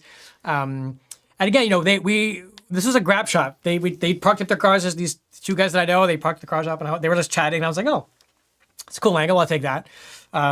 And I had this camera with me for 4 or 5 days, and I just shot a bunch with it. And we'll see wide open because I'm just addicted to that. I mean, you can see performance is amazing. It's just so sharp all the way across the frame too, which is, if we go back here, we can see it's razor sharp here. This is a challenging environment for that. Again, I'm polarizing. I mean, you can see the ground is right across to the edge of the frame, super, super crisp, and then a nice fall off. Again, I probably add more vignetting, but I didn't want to do that because it would sort of wouldn't be true. Disingenuous. Yeah, I would do it later, but for the sake of this show, you know. And then I know that Brandon shared with me a few car show images, so I owe him a chance. They're all I know, car it's photos. all car photos. This is Brandon who took... Which, actually, go back one, though. Zoom in on the VW logo. Again, just want to... I don't know if that's where he focused. Let's see, give it a second to render. Yeah, I'm just curious. Oh, he's going a JPEG, that's why. Oh, okay. Well, I'm just curious, though. Like, yeah, there's certainly no chromatic aberration showing. No purple frame. Ask for RAWs, Brandon, if you're watching this. Oh, he focused here. Okay. Oh, okay. Yeah. Yeah. So it looks pretty good. Yeah. That's unique. Welcome This to is the Miami. Florida car. Well, this is probably that's cool. Palm Beach Gardens. So go back again to that one. Yeah, I'm just really curious about the chrome. Anytime you see chrome like that, Yeah, I don't see any. it's so well controlled. Yeah. Like, I mean, that's definitely what you expect from Yeah, APO. and this is direct sunlight too. Yeah. Oh yeah. If you're gonna see purple fringing, chromatic aberration, like, it'll be there. I like that he's doing some lifestyle stuff too while he's there with people. That's a nice shot. Because for me, I try to get people out of my frame, but Brandon does a good job of getting people in his frame. A little black and white conversion. Yeah, look at him. Oh, GTI. Oh, like that with the shirt. Nice. What is going on? This is Florida right here. In one photo, this is Florida. Wow. Oh, man. Well, the good news is when it floods, that guy is He's ready to go. Yeah, Yeah. he's ready to go. I think that was all I want to show for now. We can go back to us because I don't want to just ramble too much. There's some Prusa performance for you. I've been talking for a while. Why don't we see if there are any questions? Yeah. Any comments, questions on the performance samples? Let's see. Gotta hydrate now. Yeah, no, that was a lot. Can you do a bokeh test with Oscar the Bear? Not live. We can't live shoot with the Q343 because it doesn't have HDMI out. Yeah. If you're listening, Leica, listen, USB-C is very extensible. If you can make a way to plug that in and have webcam functionality, There we go. let's do it. I'm ready. All right. What is the best half case to allow access to the battery, SD card, and USB-C port? Either Arte di Mano or the Leica half case. I have here one of the Leica Q3 half cases, which David can throw. I mean, you can access the USB port. There is an HDMI cable. Well, does it A work? little mini. Does it work with the? We have to try it, I guess. Oh, no. Stay tuned. Oh, no. We didn't think about this. Or clearly not, because we gave the wrong information. But I'm glad you There's like a corrected it. little, there is a micro or mini or something HDMI cable. We don't have a cable for. We're gonna try it. We're gonna try it. I'm glad you caught that because I hate being wrong. Yeah. Can you put that on the Q3 Sure. or the 43? Sure. So this is the Leica branded half case. It doesn't give you access to the ports on the side. The Arte di Mano cases, I believe, do that. I'm just going to show that as I put it in here. Yeah. So you'll notice these are this is the USB-C and the HDMI that we completely forgot about. Thank you very We're much. professionals, okay? Yeah, and then when you slide it on, it covers that up. But it is a cool case. Whoop, you'll see here. Come on. There we go. So you tighten it like so. No, the Arte di Mano cases don't give you access either. So I guess if you need access to the ports, you have to either... Oh, no, the type... I'm sorry. Oh, go to the I stand screen corrected. real quick. There's two different... Let me go back here. There's two different types of Arte di Mano half cases for the Q3. Type 1 and Type 2. If you want access to the ports, get a Type 1. Show you. Here, see it's exposed. If you want the most amount of protection and don't need access to the ports, get a Type 2 because it covers that. There you go. There you go. Okay. The Leica case does not give you access to the ports. Yeah, and then here's the Leica case again. So that's what it looks like on. It covers up both sides. It protects, cuts around. It's nice and smooth and comfortable. And on the bottom, you have a tripod socket that's offset because when you open this up, you gain access to the battery. Unfortunately, you do not gain access to the memory card. Doesn't go up more further? I guess you have to go to the mono. You want to go further. Correct. Okay. Right. Okay. So the Leica case only does the battery. Yeah. And if you go back Oh, wait. to the screen, Wait. Okay. Josh will show you there. We didn't bring one, did we? No, we didn't have any in stock. Okay. Here. Yeah, but show the bottom there. Yeah, it's got a sort of two-part opening. These are really nice. That's why they're all sold out. And that gives you access to the battery and to the memory card, Yes. as you can see in that two-stage. So Yeah. the first half flip is the battery, and then if you flip it open all the way, it's magnetic closure. It's pretty nice. They are really nice. Okay, what other questions we got? All right, let's see. What is the weight of the Q343 compared to the M11 with a 35 Summilux? Let's see. Wow, that's- We're going to do some okay. math here. Maths. Q343 is... 35 Summilux or 35 Summicron? Because are we comparing apples and apples here? Or? Well, if he asked, or she asked Summilux, we should answer that question. Hold on. I'll get the answer for you. We need to do some math, that's all. Okay. Wow, you're doing great. A lot of numbers. A lot of numbers. Okay. So I need to add. Here, I got my phone. Get your phone? Okay. Let me know ready. We're gonna do this live on air. Josh and David doing math on the internet. Oh, math is hard. Do 338 Yep. plus 530. This is for a black one. Mm-hmm. Okay. So that's 868 grams versus 772 grams.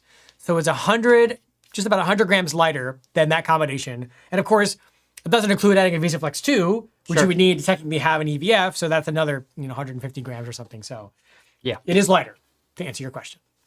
Okay. Next. Okay. Even though the lens is bigger. Yeah. Because yeah. What else we got?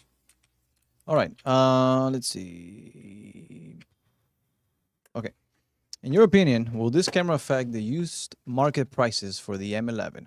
I can see No. many wanting to switch over given the feature set. No, I think M will always be M. Yeah. Yeah. If you want a rangefinder experience and you want the best manual focus experience and you like the M feel with the optical viewfinder, this is not a substitute for this. I think it's a great companion. Yeah. And I say this a lot, and I've been saying it a long time. The Q to me it can be its own thing, especially now that we have two versions of it, and we now have this as a more comprehensive system.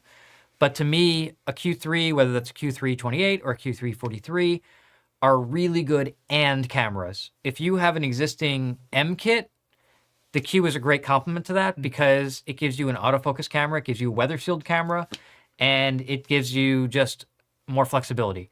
If you have a large SL kit, right, you can share batteries between the two cameras, and it gives you something that's smaller, lighter, and more portable, and that's just more carryable than a full SL.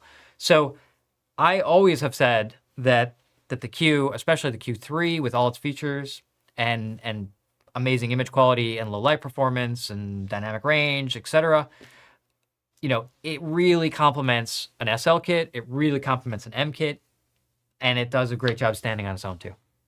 Can't get a better answer than that. I want to ask David this question. Yeah. If you have a Q3 and a Q343, Yeah. would you still get an M11P? It depends. Yes. I want to get you to say that this whole time.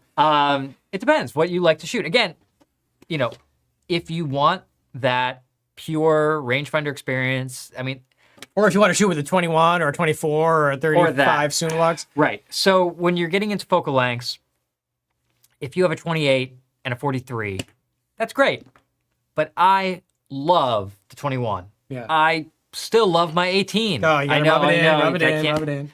If I say that, then that drives people crazy. Yeah, I like having the option of going to an 18 or even a 16 with a wide angle tri-Elmar, and being able to go out to 90 or 135 natively. It really makes a difference of having that flexibility. The caveat, if anyone is still watching from way before when we started, as I said, I'm bringing a Q3 and a Q3-43 on my upcoming trip to Bhutan, but I'm also bringing an M11 kind of essential kit where... Wait, you didn't mention that earlier. Nope, that's why I'm adding it on. So, well, I said Cheater. that's my core kit. Ah, I see. But I do plan, because I would like to have a 90 and I would like to have a 24. Right, you're going to be in an amazing location.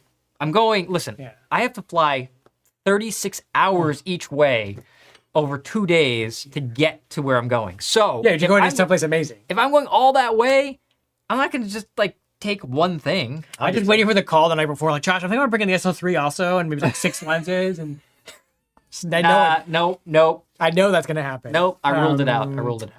Then I don't know if there's any other questions that we missed. There's one Jose? here that, it's regarding the 43. Sure. It says, I just got the Q3-43. What do you Congrats. recommend best f-stops to shoot between 5.6 and 11? Well, f-stop decision is going to be a factor of a few things. Number one, creatively, how much depth of field do you want for the given photograph? And if your objective is to get the highest level of sharpness, past 5.6, you're not getting anything. Really. Right. I mean, F8, well, you already saw. I mean, the camera performs basically the same at F2 as it does at F8. Yeah. So really, you're only... Well, no, I would say... A little better. Yeah. A little better, okay. I would say peak performance I saw was at 5.6. Okay. So to me, aperture is first a creative choice, but you're also at the mercy of your available light. Yes. So if your creative choice is 5.6, but you can't handhold in the given light at 5.6, you either get a tripod or change your creative choice. Or if it's a choice of shooting wide open at F2 at 1600 of Right. 1600 ISO versus shooting at 5.6 at 6400, to me that's kind of a no-brainer. Like, because you get corner-to-corner sharpness at F2, that's almost as good as 5.6. Yeah. I'd rather shoot at a lower ISO under the same lighting condition with a wider aperture, knowing that I'm going to maximize. I have to mention, I forgot earlier, this is the last show before I'm there. If anyone is either thinking about or already going to be in Los Angeles for the Leica Society annual meeting, I look forward to seeing you there. There are still spots open. Over the screen. Go to the screen here, you can see, just because David and I are both huge LSI fans and members. We have been for years. We go to as many of their meetings as we can. I'm super excited for this one because on the program, there is some time on the second day where one of the optional trips is to the Peterson Automotive Museum. And as you know, I'm a huge car nerd. So if you've ever wanted to wander around a museum full of insane cars with this insane person doing essentially a car photo walk where I talk about the cars, how to photograph them, what I like about them, that's your opportunity to do it. So if you're an LSI member and you haven't signed up and you can go, you should sign up. If you're not an LSI member, join LSI and then sign up. It is October 24th through the 26th in Los Angeles. It's coming up fast. It's coming up fast. There are still some spots left. We're not sponsored. In fact, we sponsor them. So it's not, I just genuinely believe that this is one of the best experiences a Leica enthusiast can have because you're surrounded by a bunch of other Leica enthusiasts of all ages and genders and walks of life. And you get a lot of different opinions and perspectives. And you see some really, really, really cool gear as well. But none of that matters. What matters is I'm going to be there. Okay. Your favorite Leica nerd on the internet. And if you want to hang out with me and see some of these plaid shirts in person, then you should go. Anyway, back to us. Yeah, and I just add, I won't be there because somebody has to run things while Josh is gone, and I'm leaving a day after that. Yeah, we're not going to be here either. What are you talking about? I'm have going to run far, things far now. away, Yeah. sitting on many, many, many planes. It's going to have, AI run the store while Yeah. we're gone. Yeah. Any last minute questions, Jose? Yeah, just a quick one. Will the SF24 or 26 work on the Q343? I don't know for sure if they'll TTL. It The should. pre-Nissan era flashes can be hit or miss. I haven't tried one in so long. It should work. You're not mean- going to hurt the camera, but I can't say definitively if it works with TTL. It should work in A and definitely in M, but we have to. I'm just gonna say it. Well, if anybody has one of those flashes and a Q3 or a Q343, please try it. Yeah. And tell us. Because But I'm going to say what I'm going to say. yeah. But I would recommend Hot take. SF40 just because way more flexible. It has the tilting head, Bounce flash. Like it's just so much more usable on the Q3. So am I going to get in trouble when I say just don't use a flash? Well, if you need to use a flash, then that's You have a camera that performs well at, first of Yeah, I all, know. wide open at f2. Second of all, you can shoot at 10,000 ISO. Leica, to me, is an available light camera. And that's coming from someone who has a background in studio photography and studio lighting and all the things. Did I go to photo school as an ad photography? And Josh went to school in ad photo. You get but spoiled by the Leica look wide open. yeah. It's hard to give that up. And I would say flash is like a little fill for like outdoor portraits maybe, but yeah, SF40, that's what we recommend. Anyway. Okay, Jose? That is it. What? We did it. Okay. Well, we covered a lot. I rambled a lot, but I think for me, having made this experience both with the real world photography and the test images with the 43, I've developed a pretty good understanding of where I think it sits in the lineup. I think you're going to go to Bhutan and you're going to come back with the same understanding from your own experience. Especially shooting them side by side. Yeah, I hope you share some of those images with us instead of just putting them in your secret vault of endless amazing photos. No, see, what I do, really, No, here we is go. I just shoot with no memory card. And it really solves the problem because then the post-production is so It's minimal. so easy. Right. That would be hilarious. I can just imagine going to a workshop and seeing David like standing under a waterfall while on fire, takes a photo and he opens the bottom of the camera. There's no card. Like, why not? I'm just here for the Instagram. It's really likes, the you know. experience. It's the experience. right. You know? It's the shooting Now, experience. after 15 years, I finally understand why I never see any of your photographs. That's right. I saved so much on memory cards. If only you could see how many memory cards are scattered around the studio right now. So many. At least 50, and I'm not exaggerating. So many. One day I'll just like get off camera and just start doing a little scavenger hunt, and I'll find them all. It's ridiculous. Anyway, sign us off, Mr. Farkas. Okay. Well, wow. That was a lot. Hopefully you guys learned something about lens hoods because that's really the most important thing. And USB-C cables. USB-C cables and lens hoods. right. Otherwise, we got nothing to offer. So hopefully you picked up some new information that you didn't know about the Q343. Maybe help you make a decision in terms of Q3, Q343, or other options. Sure. But we're pretty excited about this. I think it's really cool to see Leica. I don't know how much is listening to the community and people saying they wanted a 35 or a 50 for so long. Or just Leica being like, you know what? We have a great idea that's totally original that we've never heard any feedback on before. We're going to do a Q343. I love it. Yeah. Right? So who knows what really goes on in the minds of the Leica engineers, the mad scientists over in Vesselar. That's right. But the end results are always phenomenal. So we are really happy to see this and glad that you guys could tune in and listen to us ramble on, watch Josh's insane testing, I love it. and even some actual real life car photography. That's right. So big thanks to Josh for putting all that time and effort in. Big thanks to Jose over there in the little window. There you are, for keeping us in frame and answering you guys' questions. So we will be back. Sometime next month. We actually do know. We have a schedule somewhere. Josh is going to check it while I run through the other things. I'm looking. I will always get called out if I don't say when our next Sometime in episode is. November. While he's looking up that, The 16th. November 16th. November Is our next 16th, show. which is in 1 month, we will have another exciting episode of Red Dot Forum Camera Talk. So stay tuned for that. Of course, if you like this video, you found it helpful, you were entertained, give us a thumbs up. Leave a comment on the video. We do check all those for the most part and answer where needed. And subscribe.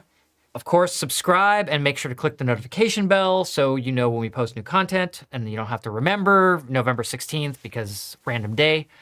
And we will be back at that time. So thanks all for tuning in on this Saturday night. Wherever you are, stay safe, have fun, go take some pictures, We'll see you in a month. and we'll see you in a month. Good night.